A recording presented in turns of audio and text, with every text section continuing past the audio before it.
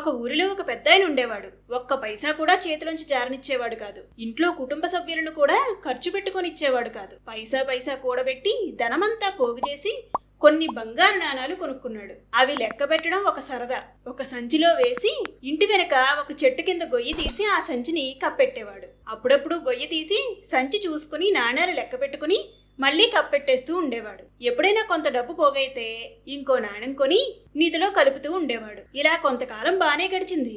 కానీ ఒకరోజు ఇలాగే సంచి తీసి నాణాలు లెక్క పెట్టుకుంటుంటే ఒక దొంగ చూశాడు. ఇంకేముంది, రాత్రికి రాత్రి వచ్చి గొయ్యి తీసి సంచిని దోచేశాడు. మర్నాడు పెద్దాయన అలవాటు ప్రకారం సంచి కోసం తవ్వితే అది ఎక్కడ లేదు. బోరు బోరుమని ఏడ్చాడు. కానీ ఇప్పుడు నెత్తి నూరు బాదుకుని ఏం లాభం?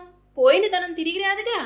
ఆశాభంగమైన పెద్దాయన ఊరిలో ఒక స్వామీజీ దగ్గరకు వెళ్లి జరిగినదంతా చెప్పాడు. నిధి మళ్లీ దక్కే మార్గం చెప్పమని అడిగాడు. బంగారం తీసుకెళ్లి గోతులో ఎందుకు పెట్టావు? ఇంట్లో పెట్టుకుంటే అవసరానికి ఖర్చు పెట్టుకునేవాడివి కదా అని స్వామీజీ అడిగారు. ఖర్చు పెట్టడమా?